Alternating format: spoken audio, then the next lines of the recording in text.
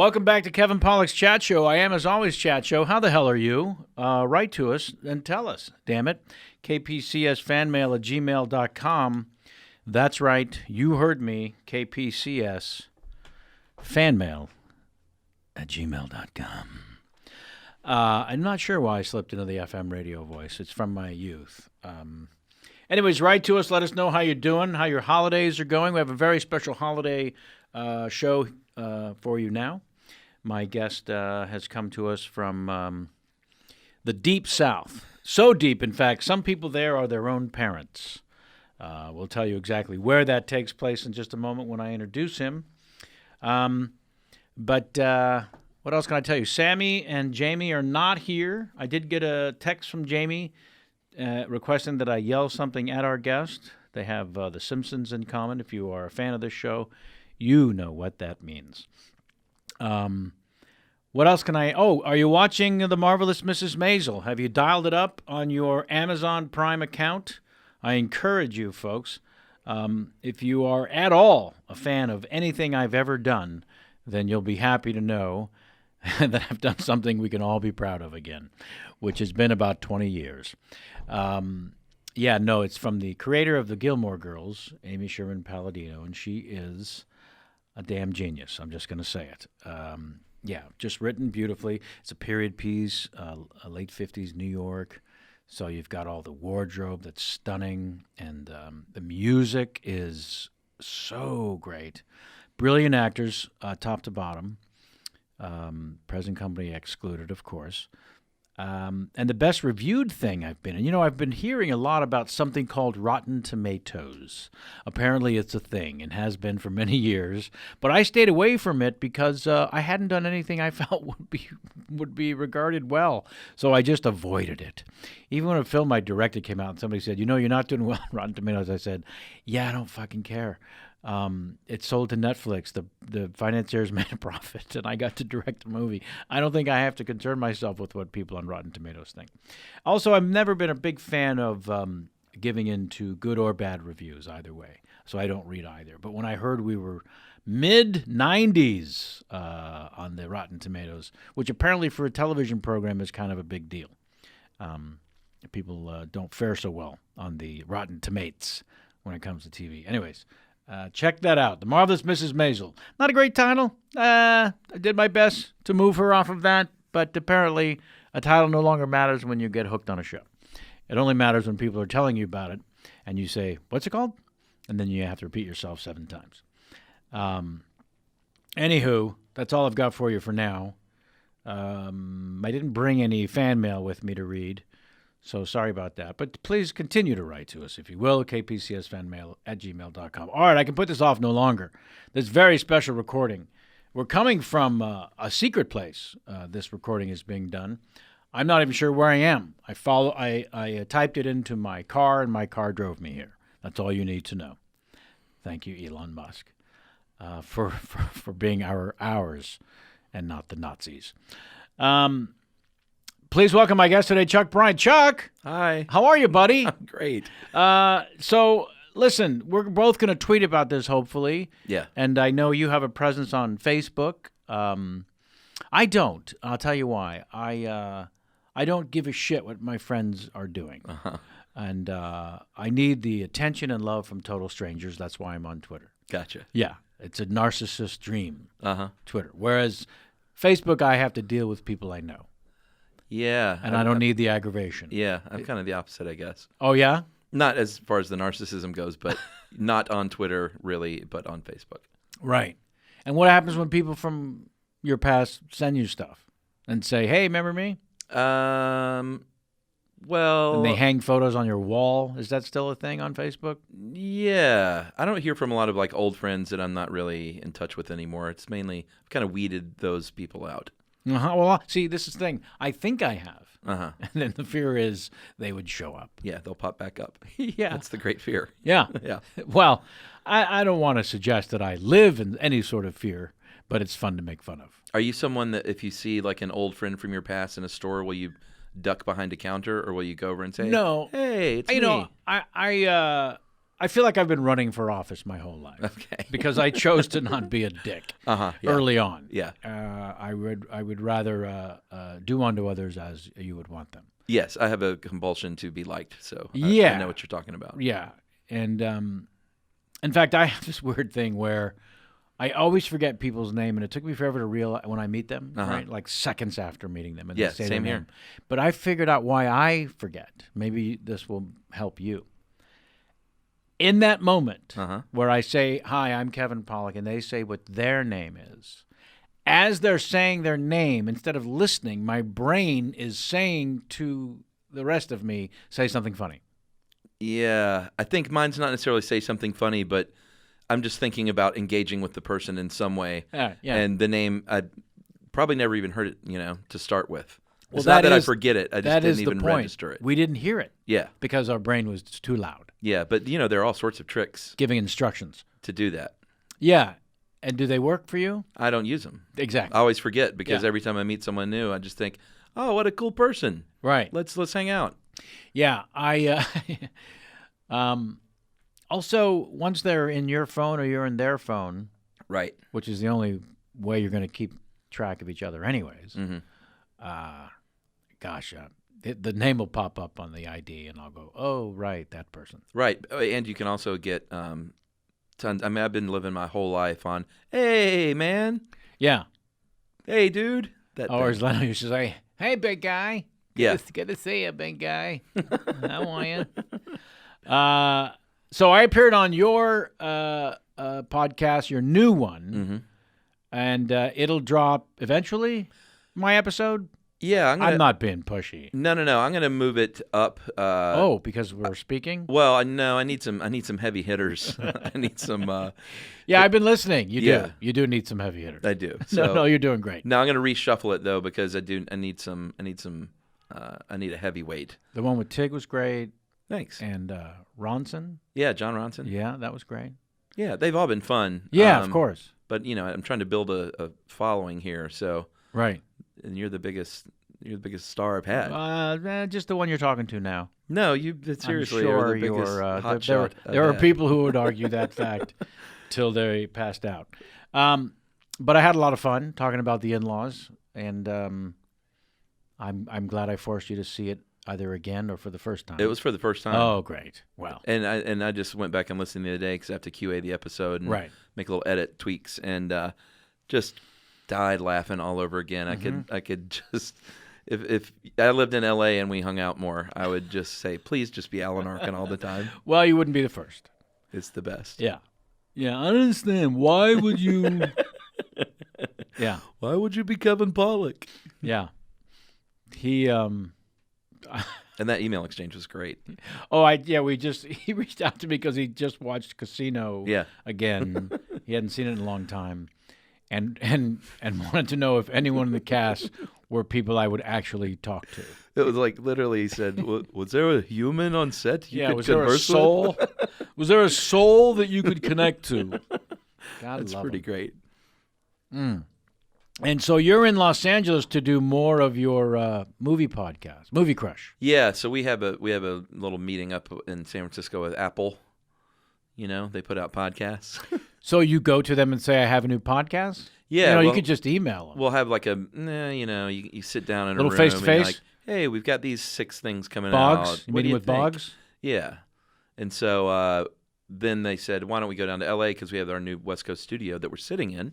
Aha. And I thought, well, I got to get some movie crushes booked while I'm there Right. because we talked about the hell of booking guests. Right. And everyone's here, so I had to get people while I was here. Yeah, I but managed you to get do 3 have an or 4. advantage with show business having moved to Atlanta. Yeah. Yeah. A little bit. Yeah. Well, you came to Atlanta. That was Well, yeah, they all. so easy. I couldn't believe it. Apparently, we all have to at some time do time in Atlanta. No, that'll change at some point. You know how that goes. Well, we all thought it was going to change already by now because Right. it's been going on for a number No, of it years. has. I think I told you that Ant-Man made me eggs Uh-huh. and That's bacon. right. Yeah, I'll never forget that. And my guest yesterday on the chat show was Joe Keery, who plays Steve Harrington in Stranger Things. The kid with the hair. Yeah. That's all I have to say, really. The kid with the hair. Oh, man, he's great. He's unbelievably cool and great, and so unassuming and sweet in real life. That's awesome. Because are you a fan of the show? Huge and immense. Yeah, same here. And that character, and he may have talked about this, but I know that it was one of those situations where they got him on set and he was sort of this, but then like, this guy's great. And let's let his character grow and evolve and have a bigger role. Yeah, he talked in the chat show episode about how it was only a number of episodes. Right, that he was supposed to be in. Of a commitment. And it wasn't until season 2 that they made him a series regular. That's so great. I know. As an actor, like, it really is. especially at that age, what a score. Yeah, only a year out of college. That's great. Yeah, it really is. And he was in a band too, right? He still is. Uh-huh. Post Animal. Right. Is the name of the band. And psychedelic rock and roll, as he described it. I listened to it. It's pretty awesome. Yeah, he's a really cool kid. And I told him that, like so many people in July, August of 2016, when the first season of Stranger Things dropped on Netflix, with no fanfare. Yeah. None. Zero. That I saw David Harbour commenting on Twitter. Right. Right? As people were suddenly yelling at Sheriff Hop. Uh-huh. And he mentioned something about it being in New York. And so I was in New York that summer doing this movie called Three Christ, which just premiered at the Toronto Film Festival. I'm very excited about this movie. John Avnet, the guy who directed Fried Green Tomatoes, and has produced so many amazing things. Anywho, so I was there shooting Three Christ in New York. And so I see on Twitter that David Harbour lives in New York. Oh, okay. So I just yelled at him on Twitter. Uh-huh. This is the thing that show business people can do. Yeah, right. I thought I had access to a lot of people, Uh-huh. and thanks to Twitter, I have access to even more. Yeah. We just did I know this is a pittance to stuff you should know, but we just did our 333rd show. That's great. And, well, it's video, so I don't have the advantage of doing more than one a week. Yeah. Yeah. I mean, obviously, more people listen to it than watch it. But I just love saying I have Tom Hanks's longest on-camera interview, 2 hours and 42 minutes. Fuck you. Yeah, That's how long that it's one a was? personal thing. The longest Elon Musk on-camera interview that's ever happened. Again, no one cares. But it makes me happy. So I yelled at David Harbour on Twitter, and he replied. Because I literally tweeted, "Hey, man, you live in New York. I'm in New York working on this movie. Why aren't we having dinner tonight?" Right. He wrote back, still public. We weren't direct messaging yet. I'm busy tonight, but how about tomorrow? And then we just became friends. We went out and had dinner, and I'm hanging out with Sheriff Hop, and he's telling me, he's quoting, stuff I've done and blah, blah, blah. And I was telling this to Joe Keery, who plays Steve Harrington, and just talking about the general nature of what it means to be a good person and then good things happen. Right. Right? Yeah. Whether you're 26 and a year out of college, he's 26 now. He was a year out of college, Joe Keery, when Stranger Things happened. And he auditioned for the Jonathan part, didn't get it, never heard back. That in show business, bad news travels unbelievably slow. Yeah. Good news travels What's fast. the soft pass? Is that what they call that? Quiet pass. I've gotten a couple of those. The Soft quiet pass. Oh, yeah. No, you're not in show business unless you've gotten soft pass. Yeah. Multiple times. I didn't understand that until it happened to me. I was like, when are we going to hear back from these people? It was some silly... well, when you produce something and you're on the other side of the table, right. Tell me how many people you call up and let them know they didn't get it. Right. Yeah. I've never been on that side, so I don't know. It's coming. Yeah. In fact, I remember the first time I was on the other side, we would get a half hour behind instantly because I would spend so much time with each actor because I empathized of what this situation is. And I even sidetracked it in my book about how the auditioning process is completely designed to fail. Yeah. The energy I think I might have even talked about this on your show, the energy you have coming into audition is the exact opposite of the energy you'll have if I give you the part. Right. Right? It's so weird. From the abject insecurity coming into the room versus, I got the job. How did you fix that? I didn't audition anyone in my next movie that I directed. Oh, that's right. I think you told me that. You just gave people parts? Yeah. And even people that that had to go through some sort of process. I was eventually forced to audition, I think, one part, and the rest of the time I just took meetings. Just come in, sit down, and chat. And I've since heard that other directors do that as well. And you get a sense from somebody, and also you should know people's work. Exactly. It's easy to find out. Yeah. Right. So I like to have a great casting director suggest a bunch of great people to me. Let me watch their work. Right. Because I just, also there's people who have figured out how to audition. Yeah. And then they stink once they're on the set. Right. Yeah. I was that the first couple of movies. So let's, if you don't mind, let's talk about you. But Jamie, my better half, who's usually with us on these recordings, is the one who turned me on to Stuff You Should Know. God bless her. Yeah, right? God bless all the people out there who turn anyone on to it, because it's kind of a game changer in terms of what podcasts can be, right? So when you guys launched in the year of... Well, it was about 9 years ago. Right. So you do the math. Okay. Depending on when people are hearing this, it's all relative. Oh, well, that's true. But you're saying 2008, I think? 2008. Yeah. Spring, I think, or so. Yeah. Yeah. So you've done how many episodes? 1,000. I heard the Simpsons episode 1,000. Oh, that's what Jamie was talking about in the text. So we had to drive down for an out-of-town wedding, which all of you listening who are planning an out-of-town wedding and you'd like your friends to drive 2 hours to get there, change your plans. San Diego? Don't do that to your friends. So we were driving, and so I said, you've got to listen to the 1,000th, actually 999 and 1,000th. Yes. Because it's all about The Simpsons, which, of course, is her life. And so she was screaming at you guys when you momentarily got something wrong. Oh, yeah. And even though you had a qualifier at the beginning, now listen, I know, we're going to get stuff wrong. Especially with The Simpsons. And we know you're going to be yelling at us. Yeah. And then a lot of times she would yell at you, and then one of you would circle back and go, wait a second, I think it's this, and you would get it right. Yeah, but quite often we would get it wrong, too. Who cares? Yeah. It's half the fun. With The Simpsons. Yeah. Also, what I said to her, first of all, you can yell at the car. Yeah. That's fine. But I'm going to eventually tell them that you yelled. And then she reminded me to tell you. Anywho. So, yeah, the 1,000. Okay, so this is a great example of how wrong I was when I said, let's do video. Right. We'll be 9? We'll be 9 in March. Well, but you'll be 10. That's only one more year. Yeah. And you've done 3 times as many episodes. Well, because we can do the 2 a week. Sure. But when you started with the video, video was a smart decision at the time. Well, also, who knew that audio would be the next big thing? Well, no one. Audio only. No one. And also, even when you started, there were a handful of podcasts. Yeah. What are there now? Do we know? Did you ask Boggs what the number is now? I wonder if he even knows. I bet he does. The number of podcasts. Oh, how many there are? Tens of thousands, right? Oh yeah. Because there are thousands that we know about. Right. That there are so many more that are. Well, I'm in the stand-up comedy that no one even listens to. Yeah, I'm in the stand-up comedy world. Yeah. On occasion. And it became the thing. I remember going on the road somewhere, maybe 5 years, 10, 6, 7 years ago, and the management would say the middle act.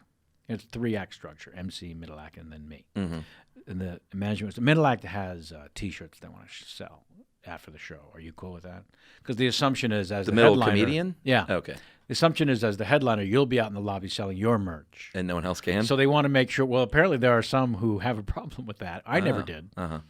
In fact, a couple times I might have said, "Well, it'd be helpful if I'm the first person they see when they exit." Right. Yeah. Right? I don't want to be the third. Yeah. So I'm waiting for them to finish the other tables to come to mine. It's not Comic-Con. They paid to see me. Right. Let them buy my shit first. Yeah. But I never, of course, had a problem with anybody selling anything. And then I started to hear that the middle act had a podcast. And then eventually the MC, who only does 10 minutes, he's got a tight 10. Yeah. That's it. She has a podcast. So I know through the stand-up comedy world, it became this calling card. Yeah, for real. That they all could gain more of an audience by doing some podcast. Yeah. And that maybe is how it exploded to a redonkulous level. Yeah, I think the comedy definitely expanded it to the ridiculous level. Yeah. And then Serial, of course, changed the game in a big way Yeah. for all the more sort of heavily produced, certainly crime stuff. They're like 60-minute pieces. Yeah. They're so fucking produced. Yep, they're audio documentaries. Yeah, which is fine. It's great. I love I it. enjoy the 30 by 30 ones. I just started listening to those. I And haven't I'm not a listened to big those yet. sports guy, but I just love because they're done as produced documentaries. I haven't heard. I love the 30 for 30 TV specials. So they Those have are great. shorter versions on audio. I got to check that out. Yeah. Yeah. Well, we'll just sit here and recommend podcasts that people should stop listening to. What hours. else is good? And yeah. So 9 years ago, and I'm sorry you've told this story. I just don't happen to know it, so I'm fascinated. Oh, well, good. Yeah. So whose idea and how does it start? Well, actually, whose idea it is, he's in one of these other rooms over here. He's my boss still, because we're employees of a company, which is... That is to say, you built to such a position you were able to sell your podcast as a business entity? No. You've always had an overseer. Yeah. We had... I was a writer for the website howstuffworks.com. I'll say. Writing, making $30,000 a year writing internet articles. And our boss... Living the life. Who's the guy in the other... And, dude, that was the first time I'd ever been paid as a writer, so... Oh, it's the best. It was the best. Were you allowed to join the Writers Guild? No. Not yet? No guilds. Uh-huh. So I was stoked because I was getting paid to write for the first time in my life. And you're how old? It was 10. I was mid-30s. Sure. Yeah, I'm 46 now. So you were it was well on your way 35. to being a fully realized human. I was approaching it. Yep. And I had a series of bad jobs and just not really. I didn't have any kind of direction. This is the point where most interviewers would ask, "What kind of shit jobs did you have?" I don't care. Nah, it's not even worth talking They're about. never as fun as the good stories. Yeah. I pumped gas, and the principal of the high school stopped by once, and he said, "Hey, how's that stand-up comedy thing working out?" Right. And then I said, "Fill it up." Yeah. So we were writing these articles, and Josh sat in the cube across from me. That's crazy. And our boss, Connell How Byrne, Stuff Works? It was House is still around. Still around, yeah. And he came up one day and he literally said, "Hey guys, there's this new thing called podcast. I think it might be a good way to get these articles out there in an audio form." He said this to Josh, and because it wasn't me and Josh at first, it was Josh and a rotation of 2 or 3 other people. They're like 5 or 6 minutes long. You bumped somebody? Well, eventually they worked me in, and it was just we had a natural rapport, and we both went to Connell and said, "Hey, man, I think we'd like to just keep Chuck as the permanent co-host." And he said, "Fine." Like I think they literally called it low-hanging fruit in the office. It said, we don't know what we're doing. There's no way to fail at this because no one knows what podcasting is at this point. Not 9 years ago they didn't. No, so we were very much like we would have no prayer today about getting on the map. Well, that's the beautiful thing about certain success stories. It was all timing. Or not all timing, but timing, and I like to think that timing we and did the a good right job. idea. Yeah. Those are the things that work well in history. Yeah. Yeah. Ask Adolf Hitler. Right. And to him, he had the right idea. Sure. I don't mean to condone his idea, Right. but he was insanely successful Yeah. at his idea, Yeah. and then he wasn't. Right. So you guys, you get the blessing, Mm-hmm. and when does it expand from 5 minutes to as long as you want it? That sort of organically happened over the first couple of months. They just got a little longer and a little longer. They were 15, then they were 20, then they were 30. And then we decided, hey, these should probably be around 30, 45 minutes long, just to get the content in there. We started taking our now sort of famous segues and sidebar conversations into our personal lives. And, hey, did you see that movie about X and Y, Z? It's amazing how quickly you feel badly about that. What do you mean? When you're talking to each other, one of you invariably will catch themselves and go, well, we've talked too much about this. Yeah, we got sidetracked. We got sidetracked. Yeah. And, for your audience, that is sometimes their favorite part. It is, and we learned that over the years. Yeah. Most people love it and say that's why we like you guys, because we feel like you're our friends from college, hanging out, talking about smart stuff. But then we still get emails like, guys, get to the point. You guys just talk about too much other stuff. Hey, can I tell you what to do with those emails? Yeah. What? So, who are the first people to actually talk about Rotten Tomatoes and reviews and stuff? Who are the first people to sort of let you in on, or do you discover it yourself, that there is a seriously growing audience for what you're doing, which is basically research papers, Right. as reported to each other? Yeah. The first big thing for us was we did our first public event in New York. How long did it take from conception to? Geez, I think that was about a year. Well, let me back up. We got featured by iTunes early on, and their weird black magic of how their rankings work. No one still understands that. Yeah, we went through that also, and man, oh man, does it make a difference. Yeah, so we got shot into the top 10, which still happens today. If you get featured, you can move up 60 spots overnight, as you know. Yeah. And but back then, there wasn't enough competition to drive you back out. So we shot into the top 10 and stayed there. Yeah. And then it just became a snake eating its own tail, and we stayed there, and then we were just there. Right. We built up enough audience, and I think it's based on reviews and ratings and the number of downloads aggregate. So when you're releasing 2 a week, that builds up. Oh, right. So we just kind of stayed in the top 10, and then we eventually, I think about a year and a half later, and that was kind of cool. We're like, hey, we're in the top 10 of this new thing that still no one really knows much about. Right. And then we went and did our first event in New York. We did a meet and greet at the Knitting Factory in Brooklyn. Sure. And then we did a trivia night.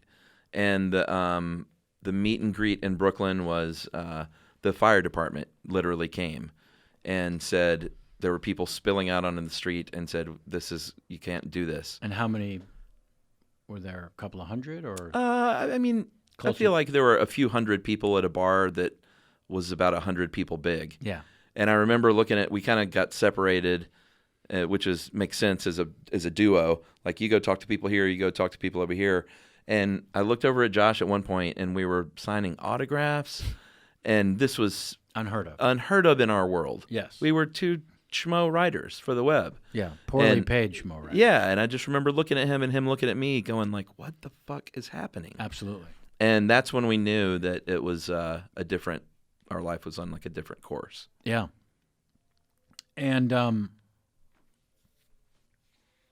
what about?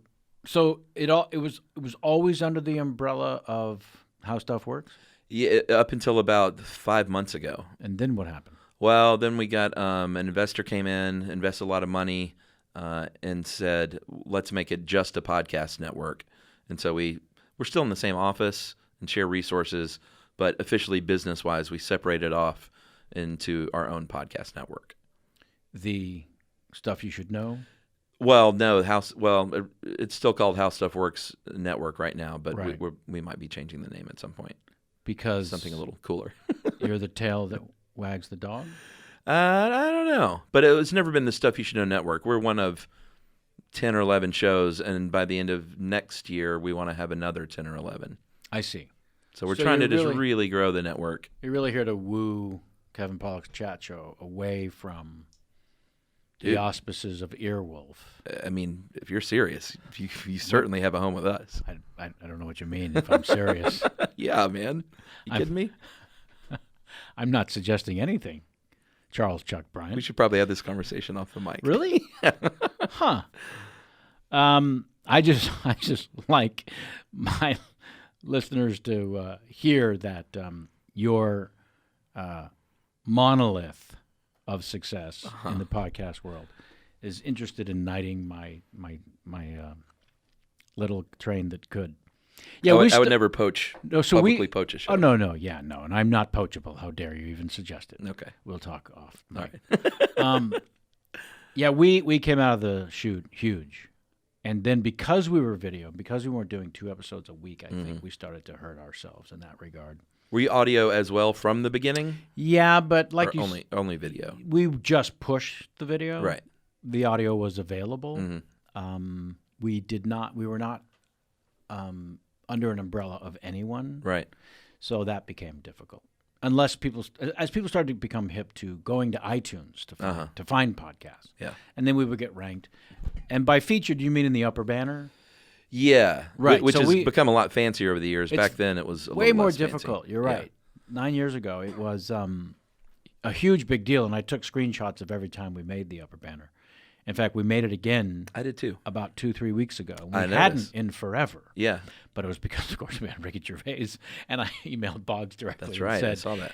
dude, is there any way? Because you can't buy the top banner. You No, can't but even you can send an beg. email. You can send an email, but I've sent them and it didn't work out. So Yeah. they're very. I mean, because they're getting now emails from all of us. Yeah, Right. of course. Not too tough to get that email. Yeah. In fact, I'll give it now on the show, and you can all write to them. It's iTunes podcast monolith At iTunes. asskick at itunes.com.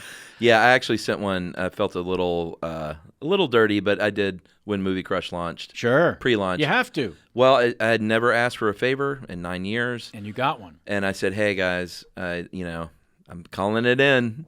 I could use some love." I did that after about 5 years, Mm-hmm. 6 years maybe, because I launched another podcast too that I thought I could do too. What an idiot. Which one was that?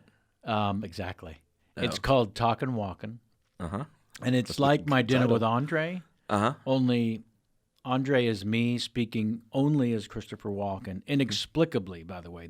I would have someone come over to the house, and it would Are be you just serious? two people talking Oh my minutia of life, Uh-huh. right?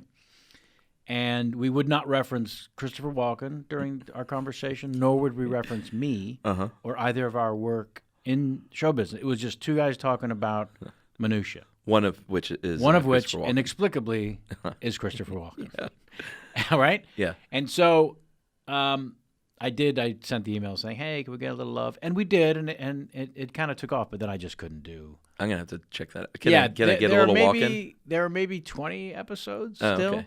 but it did allow me to find a level of Christopher Walken that I'm only interested in doing, which is conversational Christopher Walken. Can I hear something? Because most You know I love this more than anything in life. most people do the sing-songy Christopher Walken. Yeah, You know, it's become so pedestrian to do Christopher Walken it has. that, in fact, it's given me the queerest brag you'll ever hear, and that's the politically correct use of the word. If you Google the phrase Christopher Walken impersonation, over 100,000 search answers Wow. will come up on any given day. Yeah. I am number one. Really? Yeah. Now, that and $7 will get me a cup of coffee at Starbucks. Uh-huh. It is a worthless title. That's kind of neat, though. It is kind of neat, Uh-huh. and that's about it. Yeah. There are 5 pages on YouTube dedicated to Asians doing Christopher Walken. Really? Yes, and they are fucking hilarious, as you would imagine. Yeah. But it's Are become any of them good or? Sure, but, Yeah. but it's become so pedestrian that, like when I would do Nicholson in the 90s, the same thing sort of happened. Everybody was pulling back their hair yeah. and making a weird Cheshire grin. Christian Slater started his career Sure. doing so. I think he'd be the first to admit that. And then Walken sort of became that, and it takes the fun out of it when everyone can do it. Yeah, Right? of course. Unless you're number one. And you just sit home and Google yourself. Uh-huh. So it's the conversational Walken that I enjoy the most. All right, so we're just having a chat then, Yeah. a conversation. And you have to choose the minutia to talk about. Right. So I Can't call him by name. Just bring up a topic. And, Oh, okay. I got in today from LA on my plane flight, and I had the roughest landing. It felt like he'd sat the plane down from vertically on the tarmac. It was- People forget this is a desert. They brought in trees and whatnot, planted things, and there's an ocean nearby, certainly, but it's a desert. And sure, yeah, the wind, it fluctuates. You get into pockets and things. It's crazy. Oh, So- I would be so bad on that show to not be able to keep a straight face. So what happens when people talk to Christopher Walken? So when they would come over to the house, and these are people I knew, of course. Yeah. And again, there's maybe 20 episodes that you can go. I'm back, going to listen to talking all Walken. 20 of them tomorrow. Yeah. I would explain to them, I'm only going to speak to you as Christopher Walken, and don't call me Chris, Right. or don't ask Christopher Walken questions. Right. I'm going to have a list of topics. We're going to Uh-huh. talk about them, and so what happens is after about 15 minutes, Uh-huh. we are just talking, And Right. and And you both forget. and yes, and then when I listen to it later, it's like, you idiot! What are you doing? It's pathetic. But And that's what you asked for iTunes. That's the favor you called in. that was the favor. Yeah, and I couldn't keep it up. What's your favorite impression to do? Well, he's awfully fun because, and I talk about this in the stand-up act. I will walk around my house when Jamie's not home, speaking only as Christopher Walken, just for hours. Out loud to yourself? Until the cat passes out from fear. Right. That's clue number one that maybe I should stop. But yes, and I do it in the act, but it's based on reality. Mm-hmm. And most of the time I don't know that I'm doing it. Right. That's the other thing. Everyone has voices in their head, right? Uh-huh. Should I have that apple pie? I'd really like a slice of that pie. You had that conversation in your head first. Yeah. Right? Well, all the voices in my head are famous people. And really? It's not just a joke because it sounds like a joke. Uh-huh. That's for real. But it actually is true. Wow. Yeah. And they take turns? Just people hop in and out? Well, it depends on what the mood is. So if I get angry, it's Al Pacino. Really? Right? And I'm standing in the aisle at the grocery store yelling in my thoughts about the spices that I've been sent to get a spice, and I'm looking at 1,000 spices, right. That section, uh-huh. except for the one that I need. Right. They're all there. Yeah. And then I see a recurring brand of spice. Mm-hmm. And then I yell out loud, finally, McCormick! Everyone! McCormick! What the hell? That's crazy. And I don't know what it looks like to the other people in the aisle, right? Right. They're seeing a crazy person yell at the spices, great. McCormick. Uh-huh. But it went on in my head first, I assure you, for 3 or 4 minutes. Right. And again, I don't know that it's a crazy person who has multiple personalities. Uh-huh. I just, it's entertaining to me. Yeah, sure. That those thoughts are spoken in my brain. You strike me as someone who likes you entertain yourself. Yeah, and I have since I was a kid. You know, Yeah. What do you call them? The make-believe friends? They're imaginary friends. Imaginary friends, Uh-huh. that's it. Everyone had those. Right. And also, babies, I believe you have one of your own. Uh-huh. Babies learn to speak by mimicking sounds. Right. It's the father or mother leaning over the baby saying, Dada, Uh-huh. Mama. Yeah, sure. That's how they learn to repeat that. Yeah, my daughter will repeat anything. Right? If I say, can you say this? And she'll say it just They'll like go I do. through a phase of that. Uh-huh. And then eventually, for most children, that stops. Yeah. And then for a few of us, it never does. Interesting. We just keep mining the gold of mimicking sounds and voices. Right. But you've seen actors who don't do impressions. They're just actors. Like Matt Damon's was always asked by Letterman to do as Matthew McConaughey. Uh-huh. If you YouTube I've Matt seen Damon, that. Letterman, McConaughey, Uh-huh. you'll see several. Because Letterman wouldn't let it go. Every Right. time Matt Damon came on the show, he'd say, Yeah, he does a pretty good one. I know you ask me every time, so I'm just going to do it, Matt Damon would say. So yeah, it's kind of silly. So who were your influences when you were a writer or thinking about writing or wanting to be a writer? Who had you read that made you think, damn, I want to try this? Or was it just some stupid fall backwards into something? Which happens a lot. Well, I was an English lit major for the only reason because I didn't know what else to do, and I knew I liked to read and write. So I thought, And how did you know that? From reading and writing. What were you writing? Well, I mean, like I won the 7th grade writers award at graduation because of my stories. Essays? Yeah, like As part of tests and exams? Yeah, like creative writing in school, Right. that kind of thing. I certainly and had teachers encourage that and say, you have a knack for this. Did you have a lot of teachers that encouraged that? Because I found in school I was bored to tears if a teacher was not inspiring. Yeah, I didn't have a ton, but a few stand out as saying, hey, you could, you should do this more. Yeah. And books to a certain degree, but mainly movies from when I was a little kid. I just didn't know that people wrote movies. Right. Like I didn't know that was a job you could get. Well, I just thought they sort of just were birthed. You weren't wrong. It isn't a job you can get. Well, that's true. I've since learned that in trying to write screenplays. Yeah. But it's fun. You yeah. enjoyed it. Oh, I still do. I still write scripts. Yeah. I just love sitting down and banging out screenplays that no one may ever see. Right. Like in fact, when I lived in LA and I was, quote, unquote legitimately trying to do this. I had no idea how to. I would do it much different now.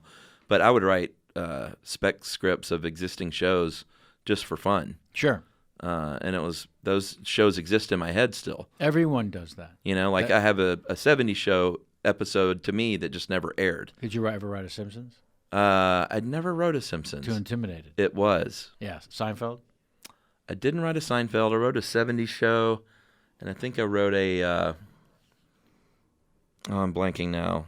Not an Everybody Loves Raymond, because I didn't watch that show. But why did that pop into my head? It was sort of one of those sitcom-y shows, though. King of Queens? No, but they were all the stage multi-camera Oh, right. vein. I didn't start writing kind of cooler stuff till that became the cooler thing. Sure. But none of them ever been made, but they exist in my head as if they have been. Yeah. Well, they exist in your head because you wrote them. Yeah. I have a script I wrote for Disney based on a high concept pitch. When I did Santa Claus 2 or possibly 3, I had this idea and I pitched it to Tim Allen. And he loved the idea. Mm-hmm. And Disney was so madly in love with, because, they had such success with the Santa Claus movies. Yeah. And also other stuff they'd done with him, that they would have said yes to anything. So going in and pitching a movie with him as the front man in the pitch, based on my own idea, and then they paid me to write it. Uh-huh. And I don't even know that I can assume they don't know they have this script on their shelves, because it's gone through several regimes. But they still own the But sure, they pay you, they own it. Yeah. And that's fine. Uh-huh. And my new agents hope to get them to do something with it. Oh, okay. But it only exists because I wrote it. You think it exists more because I was paid to write it? Mm-hmm. It doesn't. Right. It still may never see the light of day. Yeah. And there are thousands of scripts. Yeah. Maybe tens of thousands. So is it a kind of thing? I can say that. With me, I don't feel like, there's just a story I have to get out. It's not like that at all. It's the joy of writing. Yeah. I want to sit down and think of something. Right. Like I want to write I wrote a thriller last year. Everything I'd ever written in my life was mainly comedy. Right. And I just, purely as an exercise, I thought, let me try and see if I can write a movie thriller. A psychological thriller? A period piece thriller. Great. And we should exchange scripts. Yeah, it was okay. It wasn't bad. I think we should exchange scripts, because I wrote one of those and I loved writing it so much that it was a real challenge for me. Yeah, I'm going to direct it. I'm pretty excited. Oh, really? Pretty excited. Yeah. Can you tease it at all, or nope? Okay, gotcha. But we'll talk we should send each other scripts and Yeah. see how we do as writers who think they can write. All I know is it was a writer's challenge. How are you with plot holes? Exercise? Because do you know about Hitchcock and refrigerator logic? No. Were you a fan at all of Hitchcock? Oh, at yeah. any point? Sure. Twilight Zone. Uh-huh. Yeah. So Hitchcock in his day had something he called refrigerator logic, because in his day there wasn't any real repeat business. Mm-hmm. So the whole or aftermarket, there was no Right. Even showing up on TV in the afternoon. Yeah. There was no TV. Uh-huh. It was the 30s. You had a picture out and that was it. And you got to move. So it was all about how do you get butts in the seats for that opening weekend or the opening month. They didn't even think in terms of opening box office numbers. Yeah. How do you get people to go to the movies? Mm-hmm. So it was a lot of what works good in a movie commercial trailer that will play in the theater. Again, no television. Yeah. Which is still true to a point now, right? There are people who cut movie trailers. Mm-hmm. There are businesses that thrive, and all they do are cut movie trailers. Yeah. And you go to them and say, here's the movie, make it look great in 30 seconds, right? 90 seconds or 20 seconds. Now, these days, 12 seconds on somebody's phone. And so Hitchcock didn't care about logic. And I can give you a couple of examples that really shine too much light on the fact that he didn't care about logic. Because his belief was, it doesn't matter. Was he writing all those movies too? Some of them, but always in those days, the director basically, not always or that often, but someone of that stature would work with the writer so much, even sort of recreating a lot of it. So he controlled these aspects. Right. It's called refrigerator logic because you'd go see Psycho. Mm-hmm. You familiar with the film? Sure. Okay, I'm going to say spoiler alert, even though I'm clearly kidding. There is no mother. She, Janet Leigh, Mm-hmm. Jamie Lee Curtis's mother, Mm-hmm. plays a character who works at a bank, Mm-hmm. decides to embezzle money from the bank, put it into an envelope, and then just leave at lunch, get into her car and drive. And she's going to drive to her boyfriend's, which is quite a ways away, several hours. And as she's driving out of town, she's imagining the people back at the bank, how they're finding out, how they're reacting. And she's driving and she's driving and she's driving. She gets tired. She pulls over. It's that whole beginning of the movie that no one even remembers almost. Right. Yeah. There's a lot of driving. And eventually it starts raining. Yeah. Hard rain. And she pulls into the Bates Motel. She parks the car. She goes in, register, sign in, because she's going to spend the night because it's raining too hard. Yeah. And there's a moment where she meets our guy. Yeah, Norman Bates, and he's signing her in, and he's making small talk. And he says, "Where are you headed?" And I'm sorry, I don't remember the town. It's like Vacaville or Victorville or something like that. It's up Northern California. She says the name of the town, and he says, "Oh, that's just," and then he numbers the number of miles up the road. It could be as little as 17, but it might also be 32. Right. It's still a number that tells you, get back in the car and finish driving. Right. Like you're close enough. Yes. You don't need to stay here. The whole front of the movie is about getting to your boyfriend with this money that you're so nervous about having. Like, it's 20 minutes car. away. Maybe I'll just stop and spend the night. So why even have him ask? Yeah. Where are you headed? And her say, because it wasn't a. Yeah, there's no reason to it tell wasn't the a audience screw that. you to the audience, and later they go, that fucker. He was fucking with us. That was refrigerator logic. So it's called that because you go see Psycho, you go home, you're kind of freaked out, you're talking to your loved one, you finally realize we got to go to sleep somehow. You go to bed, and you wake up at 2 or 3 in the morning. And again, this is the 30s, and the tradition was you go into the kitchen, make some warm milk, to help you sleep. Yeah. There was no NyQuil. Right. Right? There was no syrup. Yeah, warm milk. The kids like to drink. It was warm milk. Sure, some people put a little shot of bourbon in there. Whatever got you through. Right.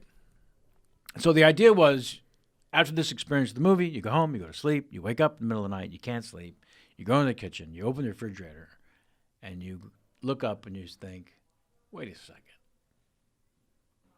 Why the fuck didn't she just get back in the car and drive to her? That's when it dawns on you? Yeah. So he gave it a name, refrigerator logic, because no one realizes it until they've paid the money. That's great. And we've reaped the benefits of getting them into the theater. Yeah, right? Yeah. That's great. This is the one that drives. There was a. This is so name droppy. No. Yes, it is. It's obnoxiously name droppy, and that's a very genuine qualifier. Well, now I have to know. It happened, so I will share it. All right. Tom Cruise's, I want to say, 40th birthday party. You Not were too in long. a movie with them. Not too long after we had done A Few Good Men. Yeah. Well, it must be. Ooh, wait. It must be quite a ways because A Few Good Men is 25 years old this month. Wow. Yeah. So Tom. He couldn't. Well, clearly we stayed in touch. Yeah. Because if I'm in his 40th. Yeah. It is, and he's now probably early 50s, I want to say, 51, 52. So you do the math, I don't care. So at the 40th birthday party, Rob Reiner is the one who's explaining this refrigerator logic to me.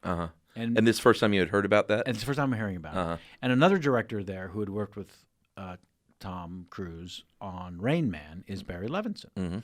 And Barry Levinson starts telling his... And watching him and Rob Reiner yell at each other as award-winning directors about the worst refrigerator logic.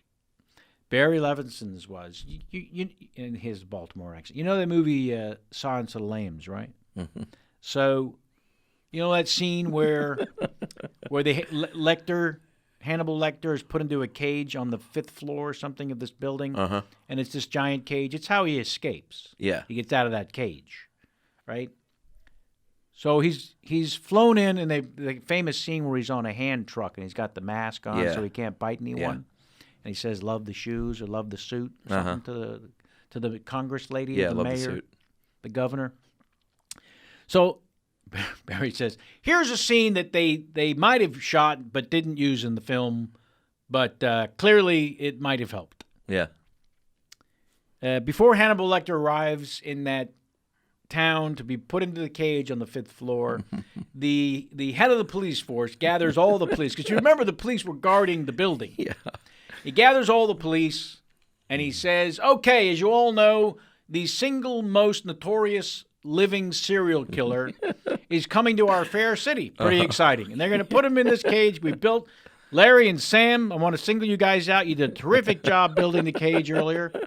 It's on the 5th floor. We've taken everything else out of the 5th floor. All there is up there is the cage. And we're going to put him in that cage until we can bring him to trial. And here's the thing. Who do I want to guard the cage? Let's see. Lewis and Carmichael. You two, there are 100 police force standing in front of them. But just put 2 guys. Lewis, Carmichael, you two guard that cage. Do not take your eyes off that cage or Mr. Lecter. And don't go in the cage. You know what, though? Let me think. Yep. We did not have enough time. You know the slot you would put in a cage like that so you could slide the food tray through? We didn't have time to build that because we were in a hurry. We just got news yesterday he was coming. We didn't have time to build the slot. So when you do feed him, you got to go in the cage. Yeah. Handcuff him to a chair, whatever you have time to do, that's fine. Just know you got nothing to worry about because the rest of the police force of this city will be downstairs watching that elevator. He gets on that elevator, we are white on rice. Yeah. All over him. And watch out because he'll eat your face. Yeah. That was the intro with Barry Crazy. The face doesn't peel off. It doesn't peel off. That's not a thing. No, it's not a thing. Yeah. Oh, what a great movie, though. Truly remarkable. But refrigerator logic. Yeah. Because they broke all the rules. Uh-huh. So when I wrote my so-called thriller, and I want to know when you wrote yours, how were you with logic? Because I was a stickler. It had to make sense all the way through. I had to be able to explain it away at the end, maybe for fear that someone would ask me, wait a second. Yeah. How the fuck did this get to that? I think I beat myself up a little bit about it. Because no one cares. Yeah. No one really cares. No, but I did that for sure. I would go back and reread because when I write really fast. Yeah, that first draft. Yeah, I just bang it out, and then I go back and get myopic with it. But I would definitely go back and look and say, why would she do that? That doesn't make any sense. Yeah, she should just do this. Because it like the logic. this is what makes sense. Like this doesn't make any sense. Like I know it might feel like it heightens attention or whatever, but it's not. I hate to do the screenwriter talk, but this isn't earned. Yeah. And the audience of nobody. Right. The audience of 0 that will ever see this. Yeah. But that's how you still have to think as an audience member, you know. M. Night Shyamalama Ding Dang certainly subscribes to refrigerator logic. Yeah. The Sixth Sense. Uh-huh. Made over 600 million worldwide. Crazy. Many, many years ago. Yeah. Yeah, crazy logic issues for me. In that movie in particular? Yeah, so again, spoiler alert, if you haven't seen the film, you don't want to know what we're about to talk about because I'm going to give the major plot reveal away. Yeah. So we find out in the end he's dead. Yes. Okay. And he was dead the whole time. Yeah, Bruce Willis. He being Bruce Willis. Mm-hmm. So we find out that's the reason that the kid who can see dead people can see him. Mm-hmm. He, however, does not know he's dead. Right. And that is the cheat all the way through the film. Right. The Bruce Willis character does not know he's dead. Yeah. So that, in the end, when he finds out he's dead, the audience goes, what? Mm-hmm. He's been dead the whole time? Yeah. Okay. If he's been dead the whole time, remember the scene where the little boy comes home, steps into the foyer of his home, and his mother is sitting in one chair, and the Bruce Willis character is sitting in the other chair, and they had played this game. If you answer the question correctly, you can step forward or step back. Yeah. Right? Yeah.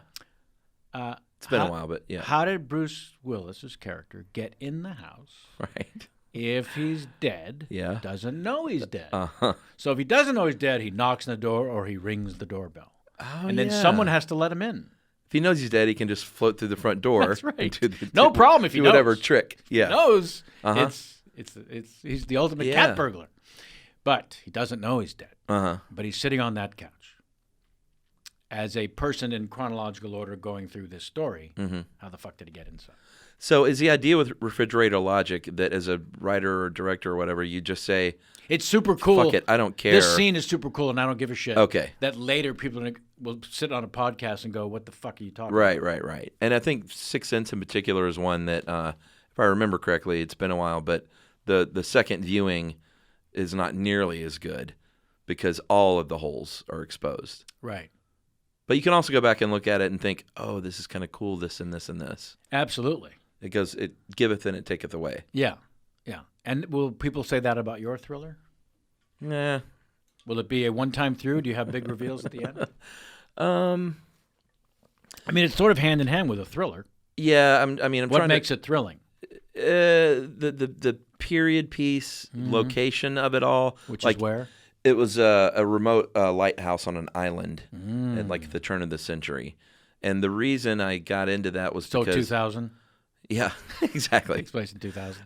Pre-smartphone, I just thought that would be the way to go. Sure. No, it was like I can't remember where I settled, sometime in the late 1800s, but I wrote it because as an exercise, like I said, but we had just done a podcast, Stuff You Should Know, on lighthouses, and I thought, what a cool setting. I don't think I've ever seen a movie set. There are scenes, but not a whole film. Yeah, like a movie about a lighthouse keeper. Right. And that has like 4 people in the movie. Sure. And so I thought, well, maybe I should do that. And this actually kind of went down the road a bit. Like I thought I had funding to the tune of like $100,000 to do this really cheaply. But I thought, I can do this because there's only 5 people in it. And it can be a period piece because I found a lighthouse location in Georgia, Sapelo Island, which is 40 people live on this island. It is cut off from modern times. There are no street lights. There are no telephone poles. It's like the original Geechee Gullah people are the only people that live there. Wow. And I went down and spent the night and scouted it. And the Department of Wildlife was like, yeah, you can shoot a movie here. No problem. And it was all kind of lining up. Our friend Janet Varney was going to be the lead. And like it was all kind of happening. And then half the money went away, and the guy that had the money said, just go ahead and start with the $50,000. I think we can get the other 50. I was like, dude, 100, it wasn't enough. I'm like, I'm just not going to do it if we can't do it right. So if there's someone listening right now, and the little pitch that's taken place just now, yes, wasn't intended, but was pitched very well. Thanks. I don't know anything about it other than what you just said, and I'm intrigued. Do you want to know the plot? If you dare. The plot was that it's registered with the Writers Guild, I take it. Yeah, it's registered. These 2 sisters, the parents have died, long family of lighthouse keepers. 2 sisters are now running it. The younger sister is deaf and mute. And 2 men they spot washed ashore one morning in a shipwreck in irons and handcuffs. And they tell them the story of what happened, that they were transporting these prisoners. The boat was overtaken, and they were handcuffed to the boat, and the ship crashed. They have been rescued, so you have this weird sexual tension with these men. They've never seen men before. I have to stop you just for a moment. Uh-huh. Is this 2 a movie sisters, that's happened? Did you say they were both deaf mutes? The younger sister. The younger one is. Yeah, the older one is sort of the one who takes care of her. Okay. The younger one is deaf and mute. So the older one is who they explain their plight. Yes. And well, she can explain it to the younger She can one? read lips and stuff, yeah. Okay. And then, as it turns out, they were, in fact, the murderous criminals who killed the ship's captain. They washed up on shore. Sure. And they are leading a lie on this island, and it gets sexual tensions going on because they've never met men in their life. They've been on this island their entire life. And there's there's one other man on the island who is a sort of caretaker along with them. And, one thing leads to another, and everyone ends up dead. Everyone ends up dead. Not everyone. All but 2 people end up dead. Yeah. You see how everyone ends up dead. Yes. Should maybe stay out of the pitch. You want to leave that out of the pitch. But it was just fun. It was like, yeah. It was mainly about that setting. I thought, man, someone's got to shoot a movie down here. And clearly sexual tension. You mentioned that a couple of times. Yeah. Yeah, with a little sister. How little? Before you get yourself in trouble? 25. There we go, because when you say little sister, some people out there are thinking a different age. But here's what I did, Uh-huh. and I don't want to go on and on about the movies that'll never happen. Was Janet Varney the older sister? She was the older sister. Oh, okay. Yeah. I eventually, that didn't happen. I thought, you know what I should do? I should write a comedy based on that island. And so then I had the idea that this rich couple, modern times couple, has too much money, throws a big anniversary party for themselves or a birthday party for one of them, invites all their friends and says we have to be in costume because on this island, the only other thing on this island down there besides these Geechee people is the R.J. Reynolds mansion. So there's this late period mansion on this island. Wow. You wouldn't believe this place, man. Like, you should write a movie and set it there. You can actually get a movie made. I can also produce your movie. Well, I thought get all the funny people I know to come down there, and like 7 couples that have to be in this weird period costume over the weekend, and then it becomes sort of like the anniversary party, like too much drinking and drugs, and truths are revealed, and lies are told, and affairs happen, and it sort of happens over this long weekend of debauchery, set in modern day. Right, at a lighthouse. Yeah, on this remote island. And or are you going to go to the mansion? no, it would be set in the mansion. Okay. And dude, they have So you could do both movies. an 1800 period 2-lane bowling alley in the basement of this mansion. Who doesn't? Yeah, like it's all there and locked in time and ready for someone to. And who lives in it now? Is it a Nobody. You can pay to go stay there. tourist? Oh, And there are no roads in and out. You have to take a ferry to this island, and you can rent the mansion for the weekend. I didn't think there was a road to the island. No. Yeah. Once you're on the island, are there roads? It's only an island if you look at it from the water. That's right. So that was the idea. I haven't written that one yet, but I think that might be kind of a fun. It's also an island. It's also an island if you drive around it and see nothing but water. Right. To one side. And Oh, that's pretty awesome, man. thanks. I just took us down a long road. So did you also write the comedy? No, that's I'm outlining that now. So then this disappointment of the thriller is fairly fresh? It was about a Couple year ago. years? A year? Mm-hmm. I would encourage you to not let go. I think you've got Thanks. something there, and especially if you think you can shoot it for $100,000. I mean, once you get everyone down there, it's you're That's locked the away. rub, isn't it? Yeah, getting everyone down there. Because they would have to stay at the mansion. Uh-huh. If you're ferrying people back every night. No. We would all stay out there. It would be one of those movies. How many bedrooms in the mansion? I think there are like 12 bedrooms, Okay.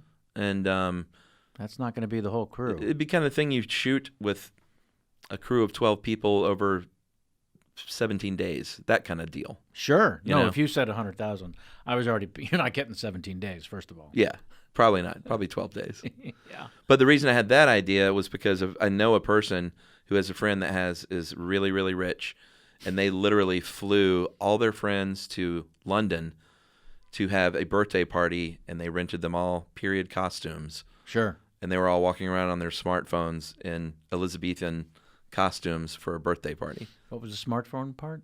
It was last year.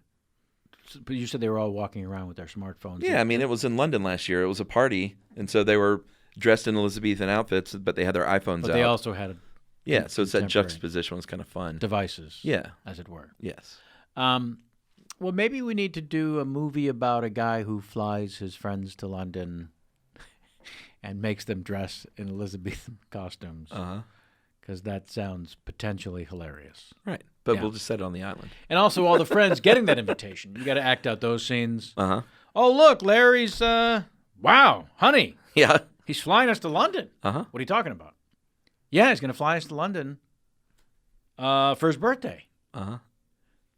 I mean, it's commercial. That sucks. But it's business class. Yeah. It's exciting. Oh, he needs our measurements. Right. Huh, I wonder what that's about. That's exactly how it went down with these ladies. Yes. They ended up, they sent pictures. These 2 wonderful lesbian married ladies dressed up as, the Count of Monte Cristo. And, Sure. Yeah, it was great. These are friends of yours who were invited. Yeah, like my real friends in Atlanta went to Right. London for this party. that they spent, fucking $100,000 on. And you've spoken to them since they went to the party? Yeah, I saw pictures. So they told you stories of what happened at the party. Uh-huh. I'm telling you, this is another thing you need to write. Yeah. Because It was great. They rented like a castle to have this party. Well, if you're going to wardrobe everyone, you gotta have a castle. also have to get a castle. It's a little anticlimactic to be at the Holiday Inn.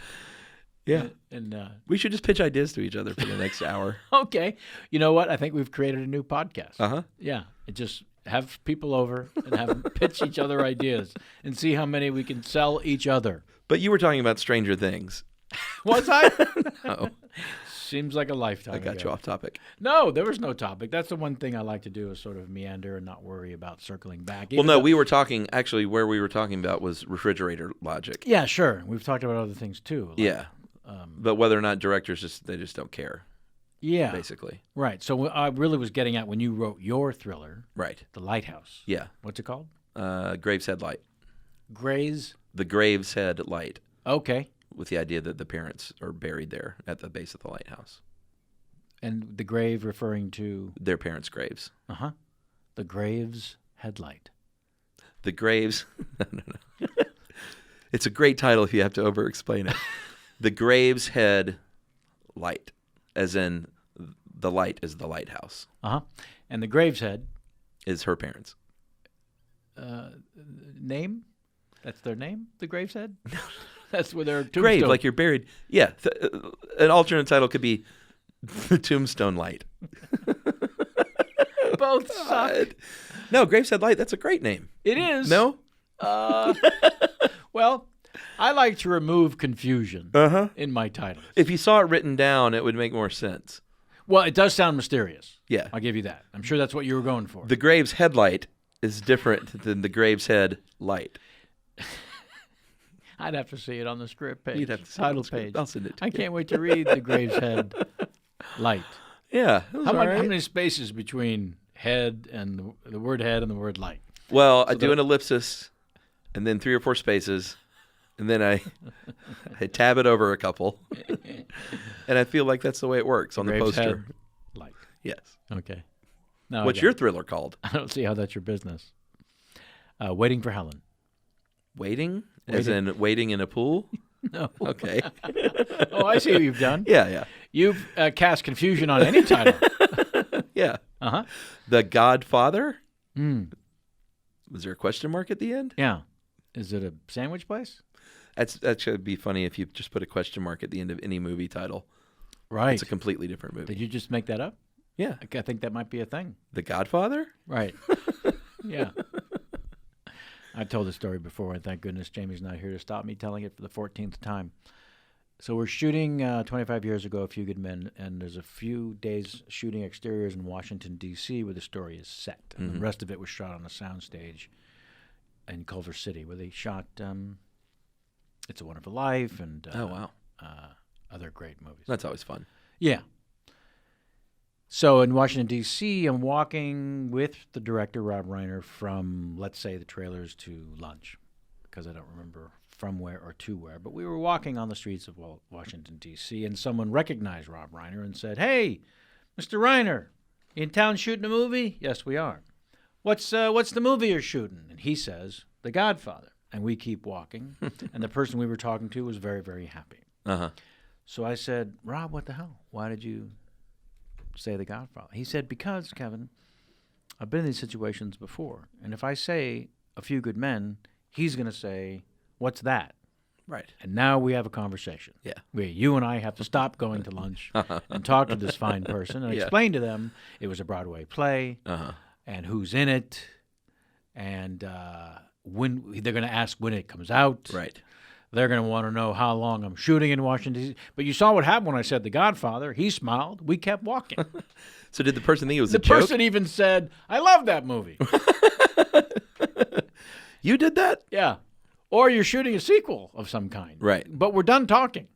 You and I get to go to lunch now. That's great. So That's good. anytime I'm with Jamie and we're somewhere and someone says, "Are you working on a movie here in town?" I say The Godfather. And what reaction do you get? Same? I love that movie. Uh-huh. Yeah. Yeah. How about that when you're stopped by fans? Because it is an audio podcast, so it must Yeah. have taken years before people actually recognized you. Yeah. But after a certain time, you reach critical mass, Uh-huh. and now people know what you look like. Yeah, a So little you bit. get recognized. Yeah. And you'll be stopped at a grocery store because they recognize your voice. I've had that happen a little bit. Yeah. I get recognized about once every couple of months. It's not a competition. It's the perfect amount of like, Yes. hey, that's kind of neat, Yeah. you know? And when that first starts happening, or the other question would be, because I'm looking for those moments of, we're not in Kansas anymore, Yeah. Oh, for sure. right? But I was also surprised about how quickly I got used to it as the new normal, if that makes sense. It does. And it wasn't in a way of like, yeah, I deserve this or I expected this. It was just like, because It's human nature. yeah, and the stuff you should know, listeners, excuse me, are all. It's a community of like family. It feels like, so it never feels like. I mean, I know they're admirers, but it always feels like, hey, I kind of know you too. Yes. Does that make sense? Sure it does. Yeah. Ricky Gervais came through town. That's how we ended up getting him on the chat show. He was doing a stand-up tour. Yeah. He's great. Did you get a chance to see him this tour or any I've tour? never seen him except Oh, on TV. you have to. perform comedy. But I'm a big fan. I think he's still in post-production for the current tour to be shown on Netflix in the new year.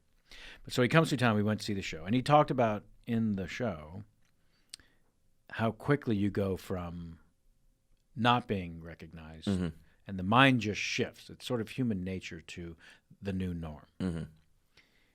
And he makes fun of himself beautifully in saying, because the first time you're in first class and they meet you at the gate, someone has flown you, Right. Oh yeah. and you're someone now. And they have You've been the- deemed yeah. someone. And they have a point person waiting for you at the gate With your name on a who thing. walks you through Yeah. various customs and things to make sure you're okay, Right. because you're famous and you have to be protected. And he said the first time it happened, my head was down, and I thought, I don't want anyone to see this happen. He was embarrassed by it.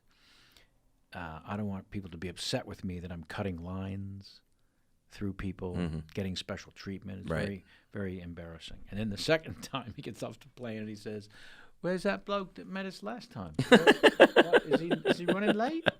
Why isn't he here yet? Yeah. Won't he be here? Don't we have him?" He ends up standing around. It took 2 times Yeah. for his brain to go, "This is the new norm." That's pretty funny. Where's the bloke? Yeah. Yeah, it's unavoidable. I learned a lot from fan interaction from John Hodgman, though. Yeah. Hanging out with him. I enjoyed him on your Movie Crush show. Oh, thanks. I heard that one. Yeah, the Avengers. Yeah, it's a great one. So I just sort of like, he was my first kind of famous friend, and I would see how he interacted with fans. I was like, oh, that's how you do it.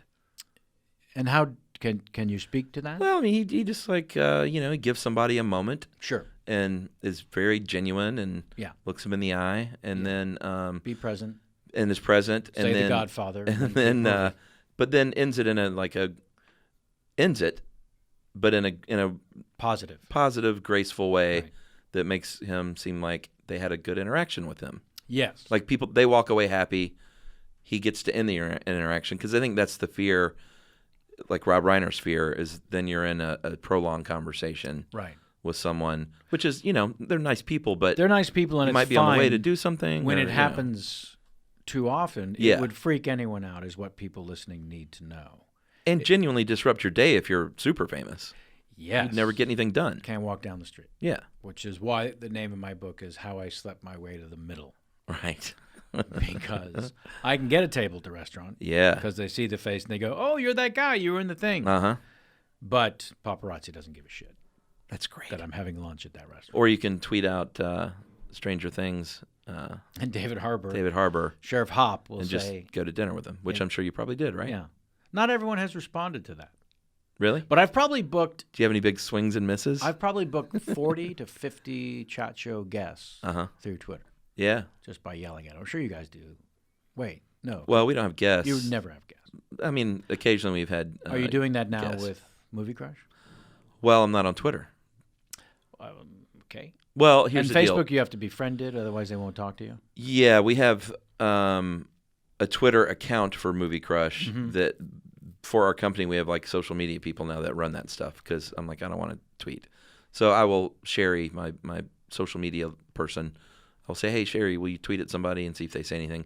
But right now Movie Crush is so small, like no one really knows what it is. So I'll have her tweet from stuff you should know, which helps.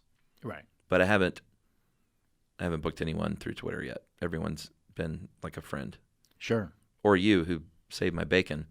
You're like, hey man, I'm in Atlanta. Let's do this tomorrow. Well, there you go. I was just listening to an episode of Stuff You Should Know, driving back after Ant-Man made me eggs and bacon. Uh-huh. A very long drive. Right, because he stayed way out. Yeah. Back to the Georgian Terrace. Mm-hmm. Oh, is that where you stayed? Yeah.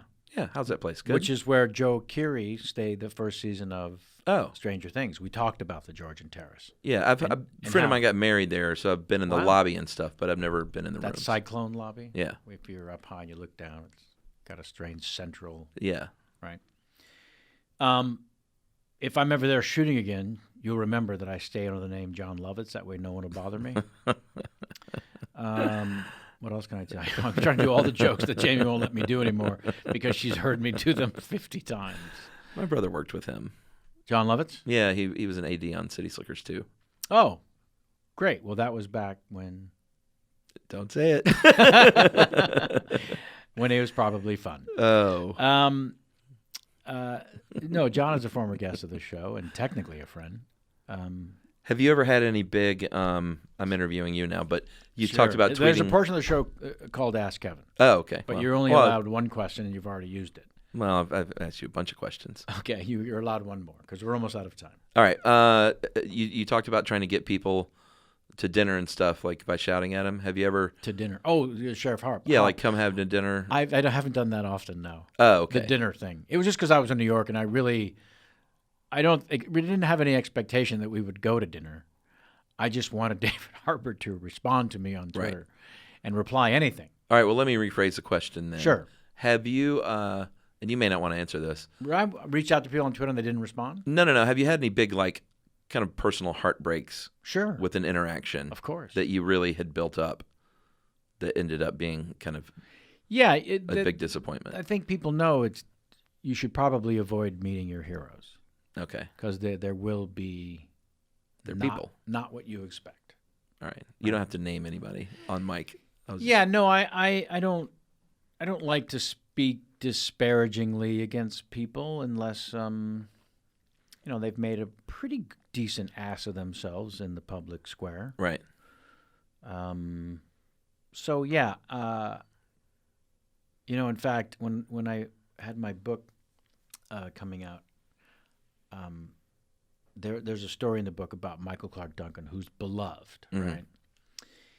But this thing that happened does not shine terrific light on Michael Clark Duncan. It's hilarious, the story, and needed to be told, and has been told on stage by me. But prior to the book coming out, he passed away, like 3 weeks before the book was coming out. My God, I forgot or maybe he 5 died. weeks. Oh, you forgot he died? Totally forgot. Well, I'm sorry to bring that memory back. I know, it's okay. You want to need a minute? I'll be all right. You want to take a knee? Yeah. So my publisher, when the news broke that Michael Clark Duncan had passed, my publisher knew about this story that did not shine particularly good light on him in the book. And the publisher called me and said, hey, I don't know if you saw the news today, but Michael Clark Duncan passed away. Do you want to keep the story in the book? And I said, I thought for 4 seconds and said, you don't get a pass for dying. Yeah. Because I wasn't saying, this guy's a dick. I was telling a funny story that there are witnesses to. Right. The story happened to me and the other people in the movie. Yeah. What's the story? Well, you got to get the book. Oh. I don't know that. I think it might be in my last stand-up. No, it wasn't. Maybe it'll be in my next stand-up special. All right. The book is technically still available. Okay. You're killing me. All right, I'll tell you. I feel like I've dominated this interview. Like I've spoken for 78% of it.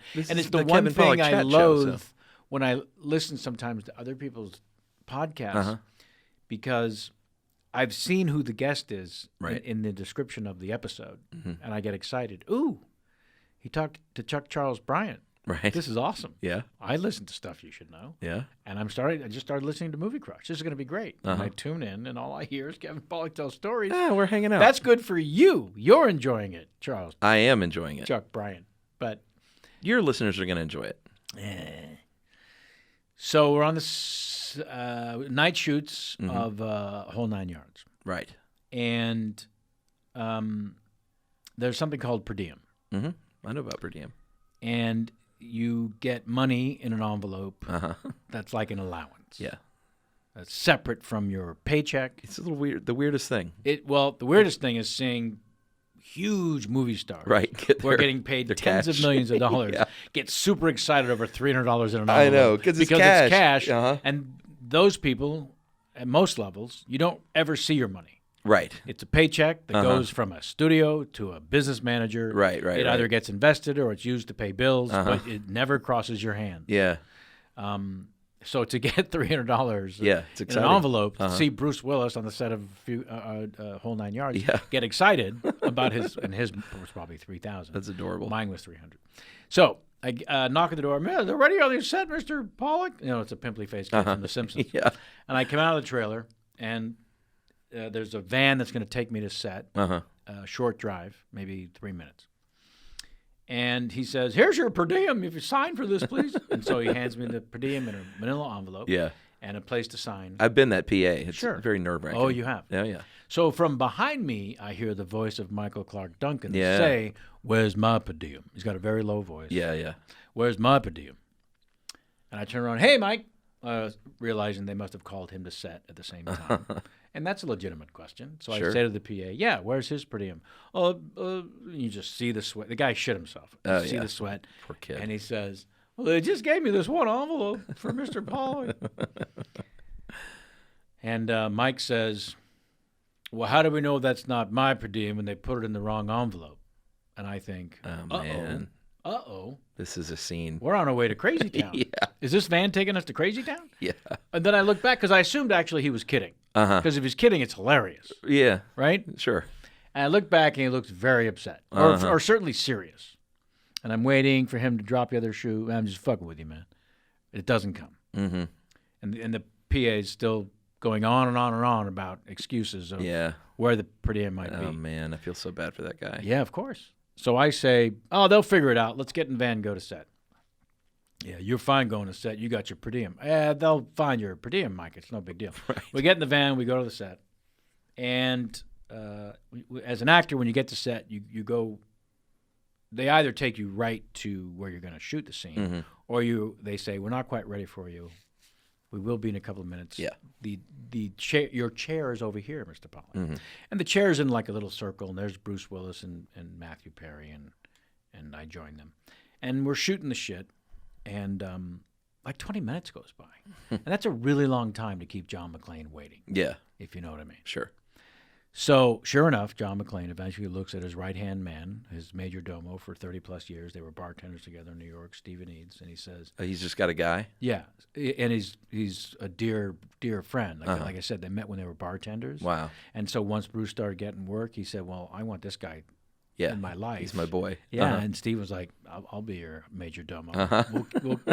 We'll travel the world That's a great gig. for 35 years together, and they have, and it's kind of amazing. That's awesome. Yeah, and so I see Bruce give Stevie a look. He might have glanced down to his watch, some sort of exchange between them that clearly stated, Why the fuck am I "Why here?" the fuck am I still here? It's 20 minutes already." Rationally, by the way. This is not a crazy thing. And so Stevie finds a PA or an AD and says, "What the fuck? What's happening?" That PA or AD shits themselves and runs off to find out what's happened and why we're still waiting. Eventually, the director, Jonathan Lynn, British gentleman who did My Cousin Vinny and a bunch of movies, says, comes over to me and Matthew Perry and Bruce Willis sitting on these chairs. "Hey, fellas, sorry for the delay. Right. So, yeah, it's been a little bit. We do have a problem, I'll tell you. We have a reason for the delay. Kevin, you might know something about this. Apparently, you stole Michael Duncan's per diem?" Shut up. Yep. And so I hadn't told the story to Bruce or Matthew Perry, because, it was just an odd little moment, and who cares? Right. But since I hadn't told him, when the director says that, Matthew Perry literally jumps out of his seat and says, "Why would you steal his per diem?" Yeah. I love the assumption that I had. Uh-huh. But the way the director presented it, it certainly seemed like fact. Yeah. And then now Bruce is staring at me, and I go, "Oh, fellas, no. And then I explained to them what I told you, exactly what had happened. Right. Well, John McClane gets out of his chair, upset, and says, "I'm going to go get Michael Clark Duncan so we can go back to work." And I said, no. Let me, My God. let me go talk to him. Because at that point, the director, Jonathan Lynn, had said he's very upset. I mean, he really is quite angry and upset about this. And he doesn't want to go do the scene. Oh, my God. He's so upset about this per diem situation. So I said, you know what? Let me go talk to him, because I'm actually the only one other than that poor PA who knows what happened in the moment, because now if the story had evolved and got to the director that I had stolen his per diem, things have taken a turn. Yeah. So I am maybe the only eyewitness to what actually happened. I was on the grassy knoll, right? Are you just thinking, like, what is going through your head? I don't think I thought it through. Yeah. I don't know why I needed to be a hero in that moment either. Looking back on it, it was pretty stupid. Let Bruce go take it up with Michael and see where this John goes. McClane take care and of just go order some popcorn, because that would be a great show. Yeah. So I go over to and he's sitting by himself considerably further than you could imagine from where we were sitting. And as I approach, I see him shift in his chair away from me, and I think, oh, this might not go well. Wow. So I say, "Hey, Mike, listen, I understand there's a misunderstanding about," and before I can finish, he says, and this was the title of the chapter in the book, "You ought to think twice before stealing a man's per diem." Holy shit. So he's not only got this story incorrect that he's sharing with others, he's telling me, the only person he knows, knows what happened. That's so That means weird. he's no longer kind of kooky. Yeah. He's the mayor of Nuttytown. Yeah, yeah. And so So distressing. I say, yeah, no, because you know how the brain works. Yeah. The brain's like survival mode. I'm talking to, like you would talking to a drunk. Yeah. You can't talk reason. And he's a giant. And he's a big, big fella. And he hasn't stood up. No need to. Right. Remind me of his size. Yeah. He just says, "You ought to think twice before stealing a man's per diem." And I say, "Yeah, I don't know really what I was thinking." Oh, no. I'll tell you what. I'm going to have them put your name on that envelope that I signed for. And that'll be your per diem, and I'll let them go find mine someplace else. And he scoffs a little, but not much. And I say, because let's shoot the scene. Yeah. There's people waiting around. Let's go back to work. It's like the job is important. And we right? do. Yeah. And another spoiler alert, it's a scene where my character, Yanni Gogolak, is now dead in the back seat of this car. And they have to put Michael, in fact, character, is has a can of gasoline and is shaking it inside the car to fill it with gasoline so that they can then set it on fire. Right. Well, there's not gasoline in the can because he's shaking it onto me. It's water. Still, not fun to have water shook on your face Sure. when you're acting dead. Yeah. And it's coming at me with a very aggressive rate of speed. Yeah. He's not quite over the per diem issue. Wow. Yeah, but we go back to work. I guess I could tell the tag because it's also in the book. Gotta know. It's also in the book, so it's on public record. Right. But it's the part that No? well, it's in the book. It's I have in the no book. choice. All right. Cut to, Uh-huh. I'm on vacation in Hawaii because that's how you get work. You plan a vacation. Right, yeah, sure. I don't have my phone too far from me because I'm never completely detached from the mothership. I don't know how people do that. And I look at it, it's caller ID, and it's Bruce Willis, who, although we've done a few movies together and have become friends, doesn't really call Right. that often. Yeah. Maybe once or twice before over Uh-huh. many, many years. In Yeah. fact, 25 years ago, when I shot A Few Good Men, he was married to Demi Moore, who was also in the film, and he Right. was on the soundstage next to ours shooting Death Becomes Her. Uh-huh. So he would loiter on our set, hanging out with his wife, Yeah. and PAs from his set, Death Becomes Her, would come over to our set to find him. Right. And that's actually when we met. So many years later, when we're doing it whole 9 yards, by then we knew each other quite well. But Uh-huh. I'm sitting on the beach about 2 years, year and a half after Whole 9 Yards came out, and did Yeah. fairly well. Yeah, that was a big hit. And hey, Bruce, what's going on? Hey, buddy, have I caught you at a bad time? No. Yeah. I'm sitting there next to Jamie. And actually, no, I was with the ex-wife. Sorry. Ew. Yeah. Ooh. Well, Jamie certainly knows that to be true. So he says, I just want to let you know it's official. We're making the whole 10 yards. We're going to do a sequel. And I said, wow, that's great, man. Gosh, I don't know if you remember, Bruce, but my character kind of got killed in the first one. Yeah. So are you just calling to rub it in? Because otherwise I'd be even more excited if I could be in the whole 10 yards. So why are you calling? He said, no, you're going to come back and play your character's father in the sequel. We're going to put you in a white wig and old person makeup, prosthetic makeup, and you're going to play Laszlo Gogolak, his crazy Hungarian father. Yeah. And I thought, oh, my God, that's amazing. And also, I mean, it's fairly obvious, ain't no money like sequel money. Yeah. The movies are rarely as good as the first one, and certainly in the whole 10 yards. Right, but they pay better. There's a chasm between the quality of 9 and 10. Whole 9 and whole 10. So anyways, I say, is everyone coming back?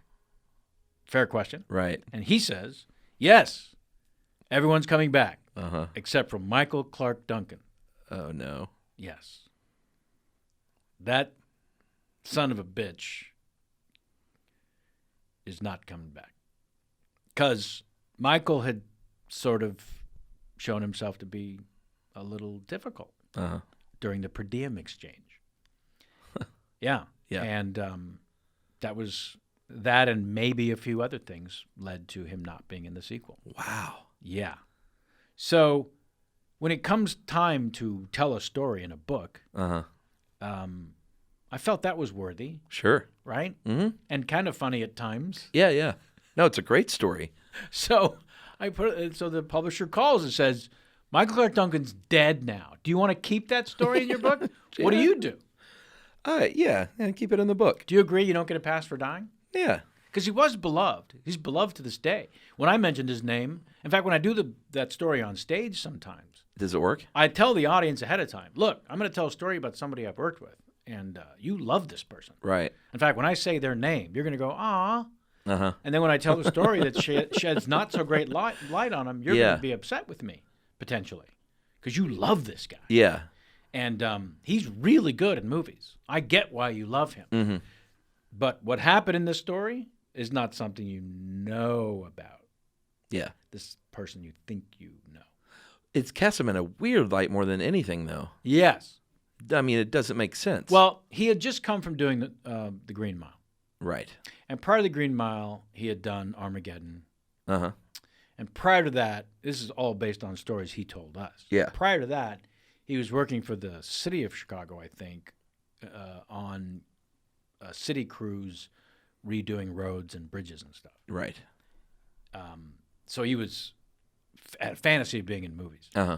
And getting Armageddon was just this great moment in time. Yeah, I'm sure. And then he gets cast in this remarkable role Yeah. in the Green Mile. And while he was working on the movie, people were saying, you're going to get nominated for an Academy Award. Uh-huh. And then he did. Oh, he did? And then he came to work with us. So. And his thought process might have changed. Right. From humble to something else. I have a confession. I didn't think the Green Mile was very good. Because? Yeah, because it just wasn't very good. But, I mean... I don't know. I just didn't think it was very good. How about Sam Elliott? Not Sam Elliott. Sam Rockwell. Well, he's always great. Right? And Tom Hanks is always great. It just, I don't know. It felt, I think I remember feeling like it tried a little too hard. Mm-hmm. Tried a little too hard. And didn't in the end, it was, I don't know. I never wanted to see it again. Right. And I watch movies over and over. Right. That I like. Did you like it? I remember enjoying it. Absolutely. Yeah. But I have a heart. You know, Touche. I know my stories may not sound like I do, Uh-huh. but I do. I can't believe we're going to end on the Michael Clark Duncan No, story. that's a great way And to I've end. completely dominated. This is horrible. No, this is fun. Fun for you. Yeah. Was Okay. it not fun for you? It was super fun for me. Oh, okay. But I, of the 1,100 followers we have, Uh-huh. We talked about my stuff. I'll tell you what, write to kpcsfanmail@gmail.com. Let me know, A, if I've told that story on the show before. Okay. I don't think I have. Yeah. Man, I hope I haven't. I know I've told it on other people's podcasts. And also, let me know if it dominated too much of this interview, and I should never do that again. I love hearing from fans Yeah. of the show. And you I make won't changes. read reviews. Right. I don't care what professional critics have to say. And Right. I'm not crazy about people being snarky on the internet, obviously. Yeah. But I do love to hear from people who enjoy this show and then have a positive thing to say, and then sometimes say, yeah, maybe not do that. Right. Right? Like That's your good. fans, you were saying, said, maybe don't share your opinions on Yeah. apple pie Right. when you're talking about a lighthouse. Yes. Absolutely. You enjoy hearing from those fans? Yeah. Yeah. Yeah. I mean, I think we. You don't have to agree with them. It's just nice to hear from them. Yeah. Agreed. Yeah. No, I think that's how we built up a lot of our following at first. Is I answered all the emails. Not so easy to for do when you become years. historically popular. Yeah. Eventually, I had to kind of tone it down, but I still answer a lot of them. Do you know what the numbers are at this point? Like how many listeners or downloads and stuff. Yeah. Yeah. It's crazy, right? Do you want to know? I mean, sure. Yeah. I mean, we get about 1.3 million an episode. Wow. 1.2. Kind of depends. That's astonishing. Yeah, it's neat. It's really neat. People all over the world. All over the world, because We're- you've we're taken the going show to- on the road. Yeah, we're going to Australia and New Zealand in Which you've September of next probably year. already done. No, not before. But you've been to the UK. Yeah, you've we been did the to- UK and Ireland, but Are those the only two countries before? well, in Canada, if you count that. I do, if I count that. Oh, because it's part of North America. Yeah, Gotcha. yeah. Australia, New Zealand. Have you been non-show related? No. So that's exciting. And Have you'll you give been? No. Have you give yourself time to see them? These places? Yeah, a little bit. I mean, I can't be gone that long from my daughter Sure. without getting real sad. And her learning to say other things, Yeah. possibly about you. So yeah, but Emily's gonna go. We're gonna try and take a day or two on either side at least. Right. But we're doing 2 or 3 cities in Australia, so we're gonna get to see it by doing. And the what shows. size venues will you do?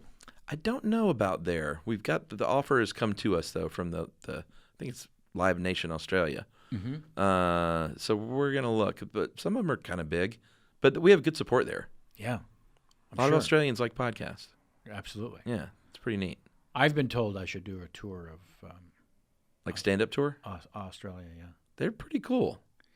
Oh, of course. Yeah, Yeah.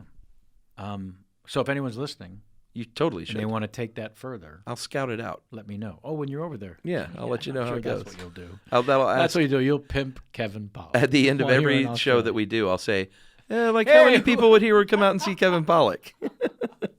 You know who's a big fan of you guys, you'll say? Kevin Pollak.